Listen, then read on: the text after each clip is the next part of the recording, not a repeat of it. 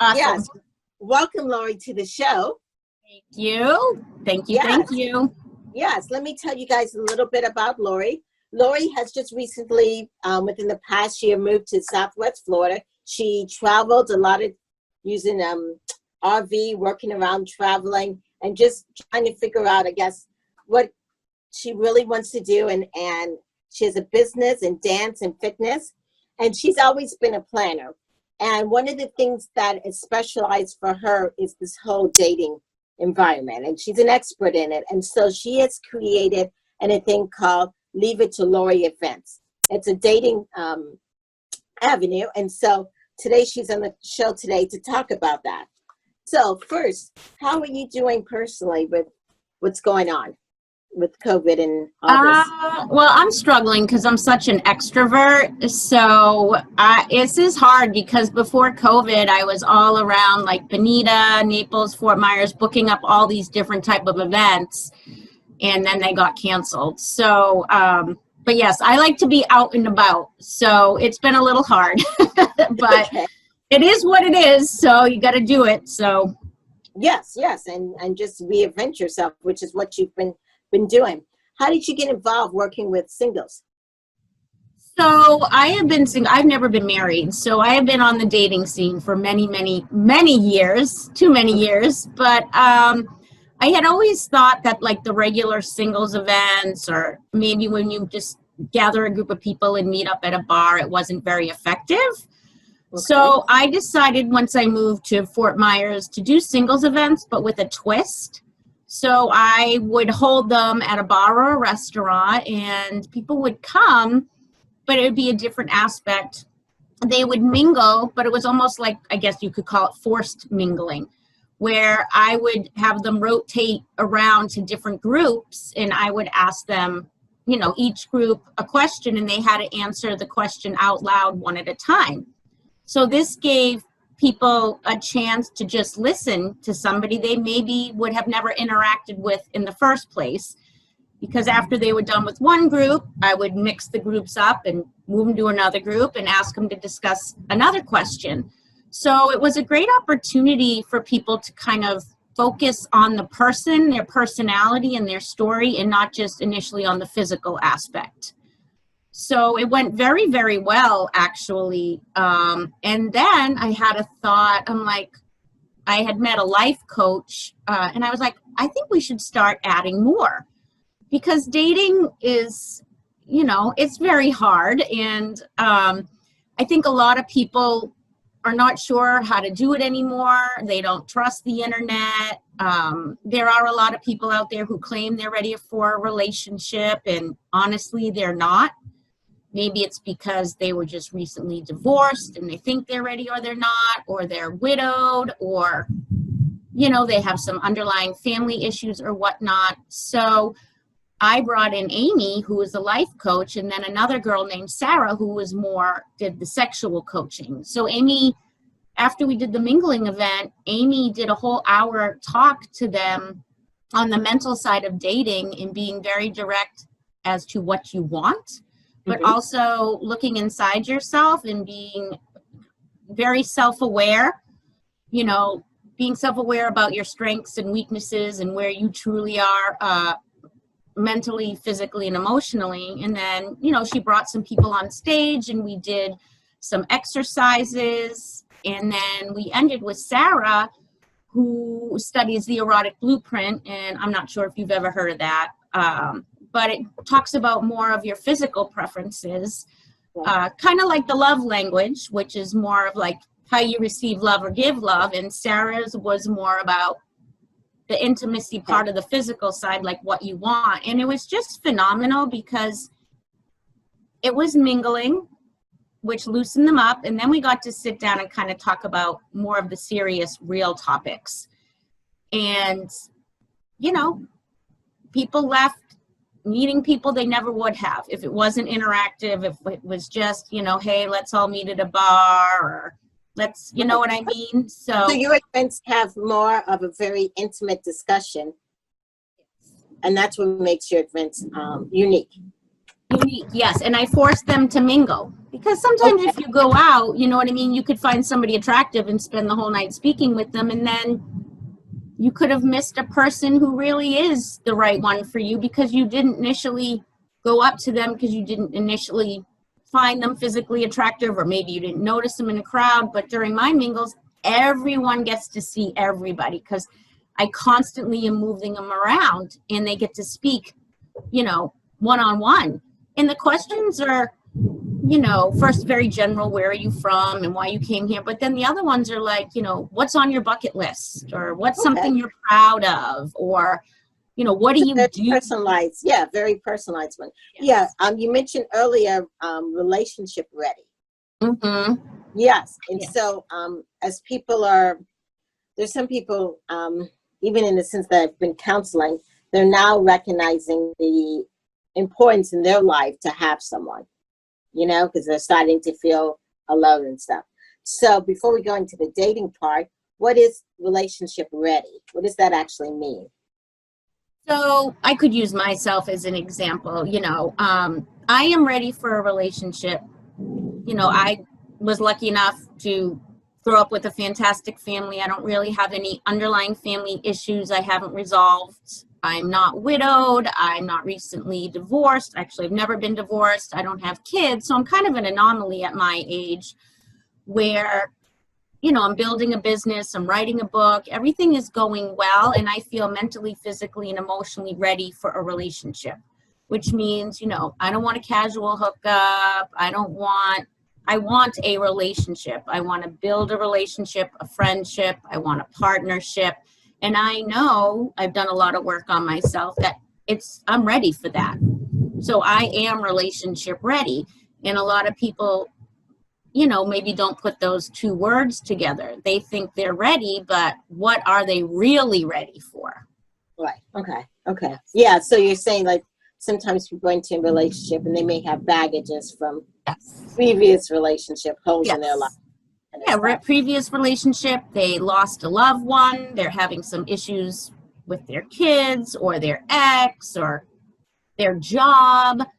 You know, it could be anything, but we're all human beings, and negative things or stressful things that are going on in our life impact relationships, especially in the very beginning of dating, when you really don't know somebody and you're learning to know somebody. Obviously, once you're dating and, you know, things come up, you can deal with them much better together, and you understand the person and how they deal with stress and how you can support them, or which ways they don't want to be supported, or what you should or shouldn't say. So that's why I'm trying to, you know, get people mingling, meet people who they wouldn't, but also let's talk about where you are truly, and are you truly asking for what you want from another person? Whether it's, you know, this is what I want, this is the type of person I want. I mean, you really can't be successful in a relationship until, first of all, we did a life coaching session called You Do You Before You Do Someone Else, meaning you need to be aware of you. Right, and you need to love you. Yes, love you. And then you need to be very, very sure of what you want out of a relationship before you even put yourself out there dating. You know, and everyone can do what they want. Some people want very casual dating. Some people want to hook up. Some people want a relationship. Some people want to get married. But you truly need to know what you want before you post a profile or put yourself out there, so you can make sure the other person is on the same page as you are. Right, because there is a thing called the law of attraction, which you put out there in the atmosphere, you get back. So exactly what you're saying. So if you feel like in your relationship ready, maybe you've been out of a relationship for a few years and you're healing, what is the next step? How should you go approaching the dating world? Well, that's a good question, because especially now, dating is all internet based. And I think I'm actually writing a book about dating, which I can talk about. Okay, yes. But love to hear about it. Yeah. I think I always say that I was born in the wrong era. Because I kind of wish I was born back in the days, you know, where you had a conversation on the phone, not via text, and you met someone you like and you just dated that one person. You know, today you could meet someone you like, but you're also talking with 20 other people on a website. Right. And, you know, courting's different. It's just very, very different today than it used to be. And I really miss those days. I mean, you know, I'm 48, so there were days when, you know, we didn't have texting or the computer, so we had to meet people very organically, and I think that's very hard today. So honestly, I don't know how you would meet someone truly if you're relationship ready, except put yourself out there. Okay. And unfortunately, you know, a lot of dating sites, even the ones you pay for, when I was writing my book, I found out some very interesting statistics, is that, for example, one of them, and, you know, I found it on the web. I don't have it will be in my book, but there was a quote that 60 to 65% of the profiles of the people on there are of people who are already in a relationship. Mm-hmm. And 1 in 10 profiles are fake. Right. And so, I mean, that's kind of like what my book is about. It's about kind of the reality of dating, and I don't think there's a known answer, honestly. Okay. Because there are like millions of people on dating sites, and there's about 8,000 dating websites and apps out there across the world. So how do you even navigate through all that? You can't. And the thing is, the reason, and you would think, well, if people truly knew where to go to find a relationship, there wouldn't be these millions of people and there wouldn't be 8,000 dating websites. So, I mean, I don't want to put a damper on it, but I guess, I mean, I remember one person telling me it's a numbers game. Mm-hmm. It may, you know, it's a numbers game, but it also depends on your personality. For some people, it's a great thing. For others, it may not be so great. Yes, the internet dating. Yes. You know, me, I'm very social, but, you know, I guess if you're not very social, you get nervous, maybe internet dating is a great way for you to start with the initial exchanges of emails and the texts. And, but like you said, it's kind of also like your personality, which goes back to me, and I would mention the love language, but I'm a big quality time person, just in general. Yeah. Like if we had the choice, I'd rather be sitting with you face to face and talking, or like with my family. Well, they're up in New England, but like I am all about quality time. I love it. This Zoom thing for me has been everything is Zoom, and I'm like, oh, I just want to like sit with you and see you face to face and feel your energy. So, yeah, I mean, obviously your personality is going to determine things you do, but my big thing is, well, if you don't put yourself out there, they're not going to come knocking on your door. Exactly. So you just mentioned that you are writing a book? Yes, I'm writing a book. So it came about because of COVID, and I have so many dating stories, and because I've never been married, I have been dating for 20-something years of my life. And, you know, I've had long relationships, 3 years, 4 years, but, you know, people say to me, why didn't you get married? And I said, because I never found someone I wanted to marry. So I was like, I am going to write. People had always told me, you should write about your dating stories because you're so funny. You're like, I'm from the Boston area, so we tend to be a little bit more abrupt and, you know, assertive and crass. And they're like, you need to write these down. So I wrote a book, and excuse me in advance for swearing, but I did check into your thing. It's called Dating What the Fuck, and it's a question mark. Okay. And it's almost done, actually. Wow. Awesome. Yes. And it is, I begin the book with, this is not a self-help book. So if you're looking for hope, don't continue to read on. It's just funny. It's funny. And I find statistics online and I make my comments about them. And some of the topics are like, where did the word dating come from? Or one of the other funny things is, when did men start naming their penis? And it goes back to the 1600s. And there's in statistics about dating, and it's just very funny it's raunchy and just almost kind of like the reality of where we're all at. And I did it because, you know, it's very pertains to this time that we're in with Okay. crazy amount of singles and how many there are. And then also just so people can relate, like, oh my gosh, I went through that too. Or they can email me once the book's up and be like, I have a story for you. It's even worse than yours, you know. And I reached out to some people and they had told me some funny stories. Oh, where are people going to be able to access your book or buy your book? So it's almost done. So what I am doing is I have created an email. I am going to create the book's website. It's all going to be ready by the time the book comes out, so it can lead you to the website. But I created an email, and it's DWTF72@gmail.com. So it's the acronym for dating what the fuck, and then the year I was born, 72@gmail.com. So what I'm doing is anyone who is interested in the book, if they email me, I'm going to send them out a chapter for free. One chapter, they can read it. You know, I think it would be great, especially since we're all stuck at home. They can read it, tell me what they think. But yes, so if they would like a chapter, I'm going to send anyone who emails a free chapter of the book, which is titled Dating. And what's the email again? And what's the email again? DWTF72@gmail.com. So the acronym for the title of the book, DWTF72@gmail.com. And I'm finishing up the book, so I'll be, you know, deciding very soon on the chapter. And I also have a line of singles t-shirts that I have created that will also be a part of the book and will allow them to get the link to go to the t-shirts. Awesome. Yes. Well, as we're taking this, we're going to go ahead and take a little break here. Why don't you tell us more about the different things that you're doing and how people can reach out to you?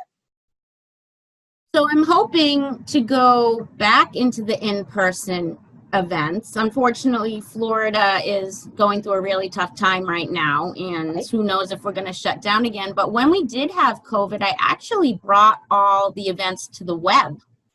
Okay. And we had about 40 participants at time. And in the beginning, it was free. And we did calls with Amy, a life coach that I mentioned, and Garth, who's a friend. And he's a life coach, and it was nice to have a perspective of a male and a female. Yes. I did one with another life coach that did you do you before you do someone else. Amy and Garth did anything from qualifying questions, like when you're out dating, what kind of questions should you ask to truly know? You know, some of us really don't even know what to ask. And honestly, if you are looking for a relationship, you do need to ask qualifying questions. Exactly. Yes. So we did that. We did psychics and mediums, and we had like 40 people on the call. And I would say 95% of the people on the psychic call asked about when they're going to find love. Mm-hmm. Everybody wants to find love. Yes. So we brought those to the webinar for a bunch of months. We did. Will you be doing some of these again, maybe in August or? Yes, I'm trying to focus on finishing the book. Okay. Focusing on that, and then the t-shirt line. And I'm actually starting an internet dating website, which is a little bit different, which I will talk about more so. It will be in the book, more so the details. I'm really just starting it, but it's going to be very, very different. Almost like the singles events on the web with life coaching and just a little bit different. I haven't really started that yet, but I do have a lot of things that I want to do focused on singles. Okay. What is some dating tips for people who are thinking of who are dating or trying to date in this COVID-19? What are some resources or tips that you have found useful, or you've heard about, or? You know, now that I think about it, now that you say that, this might be a great time for people, since dating can be a little bit rough, to do some exercises for themselves. Okay. So I've continued some life coaching. My writing mentor, who is helping me with my book, she's a published author and a life coach, and I've also done business coaching with her. But through all that, I've learned a lot about myself. Okay. And through the life coaching with Amy, learning, how to be more direct in what I want. So I think in order to be successful, now might be a great time to create your vision board. And I don't know if people know what a vision board is, but it's a big board where you just cut out images of things you want. Like on my board is a book because I want to get my book published. On the board is, a boat because someday I'd love to have a boat. Stuff like that. So you could create a vision board. I do an affirmation journal where you just put, I am fantastic, or I am capable of a phenomenal relationship, or I am capable or will succeed in a business I want to start. So because I'm stuck at home, I'm doing a lot of work on myself, which will only benefit me when it comes to dating. So regarding tips or that's kind of why I wrote the book, because I honestly, and I'm going to be very honest, I don't think anybody truly knows the answer. It's a lot different today than it was back, my parents are in their 70s and married 50 years back when they were dating. It's such a different world today. And in a lot of ways, I don't think it's going in the right direction because of the internet. And one person said it's almost like a catalog because there's so many options. Or you can create, your specialized order regarding height, weight, skin tone, religion. And then, what a good point is, well, maybe what you think you want isn't truly what you want. Right, exactly. So I think a lot of self-reflection, doing work on yourself, maybe reading some books, getting some life coaching, doing a vision board, creating an affirmation journal would obviously help you mentally, physically, and emotionally just for yourself and for dating. Yeah, and I definitely agree with you in that aspect. As one who's been off the dating world for about 5 years now. You're very lucky, April. You're very lucky. Yes, yes. Kind of even what our last speaker talked about is that sometimes when things are happening, you've got to make a change. Yes. Yeah, and you've got to be optimistic, and exactly what you're talking about is start to work on yourself. You know what I'm saying? And that's what I did was I started to work on myself. I focused on exactly, hey, what do I really want? What am I bringing to the table, and what do I really want? And I think it's hard now too, because when you're single, like my whole family's up north, and I moved down here a year ago, and I have some friends, but when you're single, I mean, I live alone with my dog and cat. I think the fact that you're single and alone is much more prominent during COVID when you're stuck at home. Yes. So it's even tougher. Yes. Some people are still afraid to go out and meet, a first time date. Some people aren't. Obviously, every state is different, but Florida is kind of a mess. But I definitely think it's a tough time for single people. Definitely. And not even single people who are looking for love or just single people in general. Right. It's a tough time. I mean, I'm an introvert, but it's a tough time for even introverts. Yeah. Okay. Well, then it's definitely a tough time for extroverts like myself. So yes. Which is really important to have good friends. Yes. Yes. And if you're dating or if you're about to go date, don't get rid of your friends, because some people and they forget about their friends. But your friends and having a strong support system in your family really can help you through times like this. Well, they always say, dates can come and go, but not your friends and family. You got to make sure you realize what's most important. And even though my family's far away, we Zoom and Skype, and I've made a couple friends down here. And it is very important. In general, and I talk to my parents about dating. I'm very open with them. And I mean, it'd be interesting for them to tell you stories from their perspective. Yes. But, and I Zoom with my family, and I did get to go home a couple times. But, this is a tough time for single people or just people who are alone. But, it is a great time to do internet dating. And I guess, and you know what? I've done Zoom calls. I've done FaceTime calls with people. So, like FaceTime internet, hey, you want to FaceTime? Which I think is great, because one of the biggest complaints about internet dating is people don't look like their pictures. So when you Mm. FaceTime, You get to see you get it, to yeah. find And out. you actually get to sit there and sometimes even have a communication and talk without the other distraction of the bar or, or Yes. that Yes. may happen. So definitely, yeah, I'm glad that you do that. And there are also, I know that there are activities out there that group of people join online just to do different games or activities, which may be another way of meeting people. Mm-hmm. Definitely. I mean, I am, I have been out and about and I have done some meeting of people. But like you said, there are still some in-person events, but there are a lot of Zoom events now. Hmm. They're doing book clubs over Zoom. They're doing women's business networking over Zoom. They're doing so many things over Zoom, which does help if you're afraid to go out. Right, right. Well, Lori, thank you so much for being on the show. I mean, it's been a pleasure. Thank you. Tell us again how we can get in contact with you if we have any questions or want to get information about upcoming events. Sure. So I will give you my 2 emails I didn't mention, but you had mentioned Leave It to Lori Events is my event company, which is kind of on hold. But if you go on Facebook and type in Leave It to Lori Events, and that's Lori, you can go on the Facebook page, or if you want to email me, it's Leave It to Lori Events at Gmail. So it's LeaveitTolorEvents at gmail.com. So Leave It to Lori Events at gmail.com. And then the book for Dating What the Fuck, where I'm going to send everyone a free chapter if they email me.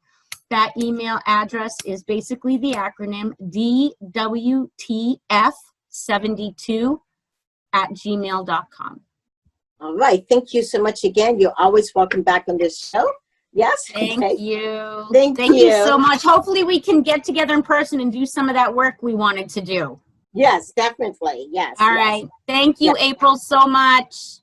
Thank you. And to Okay. I would like to thank you guys so much for listening.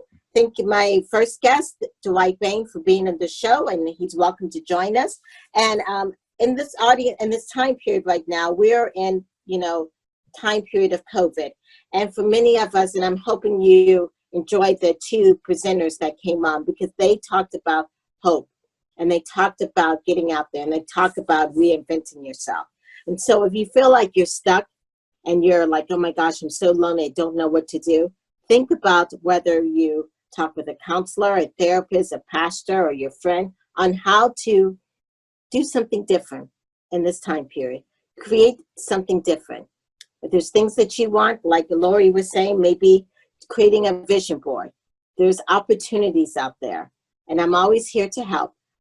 This has been the Bringing Intimacy Back show, where intimacy is real. Thank you guys, and I'll see you guys next time.